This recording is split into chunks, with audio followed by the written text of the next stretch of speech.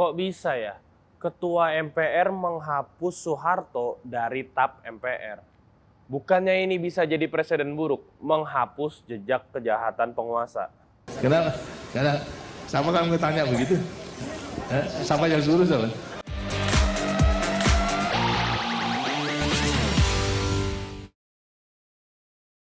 28 September 2024. Ketua MPR Bambang Susatyo menggelar silaturahmi kebangsaan. Acara utamanya menyerahkan surat penghapusan nama Presiden Soeharto dari ketetapan MPR nomor 11/MPR/1998 kepada keluarga penguasa Orde Baru itu. TAP MPR ini mengatur penyelenggaraan negara yang bersih dan bebas dari korupsi, kolusi, serta nepotisme. MPR sudah mencuci nama Soeharto dari kejahatan KKN selama berkuasa. Gerakan Reformasi 1998 yang menuntut pengadilan terhadap Soeharto atas kejahatannya jadi sia-sia. Seorang Bambang Susatyo sudah menghilangkan aspirasi publik dan penggulingan Soeharto. Alasan Bambang juga nggak masuk akal.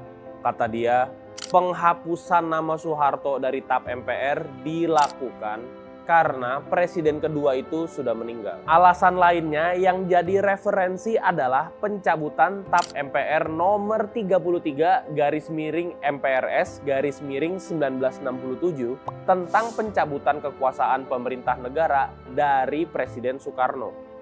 Juga pencabutan ketetapan nomor 2/MPR/2001 tentang pertanggungjawaban Presiden Abdurrahman Wahid. Menyamakan Soeharto dengan Soekarno, apalagi Gus Dur, adalah cacat cara berpikir dan menghina nilai-nilai demokrasi. Soekarno adalah proklamator kemerdekaan, perumus Pancasila, dan peletak dasar sistem politik Indonesia. Sementara Gus Dur, di masa jabatannya yang sebentar, mereformasi TNI Polri yang penting dalam demokrasi dan menghapus sekat-sekat identitas warga negara yang dipakai Soeharto melanggengkan kekuasaan. Tuduhan korupsi terhadap Gus Dur yang membuatnya dilengserkan pada 2001 gak bisa dibuktikan hingga saat ini. Soeharto yang jadi presiden lewat proses konstitusional berkabut mempraktikkan kekuasaan tangan besi dengan dalih stabilitas dan pembangunan. Korupsi Soeharto nggak kaleng-kaleng. Putusan Mahkamah Agung nomor 140 PK/PDT/2015 menyatakan Yayasan Super Semar milik Soeharto melakukan perbuatan melawan hukum dan wajib membayar uang pengganti sebanyak 4,4 triliun rupiah kepada negara. Sampai sekarang, putusan itu nggak pernah ditindaklanjuti secara hukum. Artinya, penghapusan nama Soeharto dari TAP MPR berpotensi merugikan negara. Lagi pula, ketetapan MPR untuk Soekarno dan Gus Dur sudah dicabut oleh TAP MPR nomor 1 tahun 2003 karena perkaranya dianggap selesai. Sedangkan ketetapan MPR untuk Soeharto masih berlanjut karena menyangkut penyelenggaraan negara yang bersih dari KKN sebagai amanat Gerakan Reformasi 1998. Pencabutan ketetapan MPR tentang Soeharto sama aja mengkhianati cita-cita reformasi yang belum sepenuhnya terwujud. Omongan Bambang Susatyo soal bangsa Indonesia bukan bangsa pendendam itu bahaya banget. Hal itu bisa mengaburkan tanggung jawab warga dan penyelenggara negara.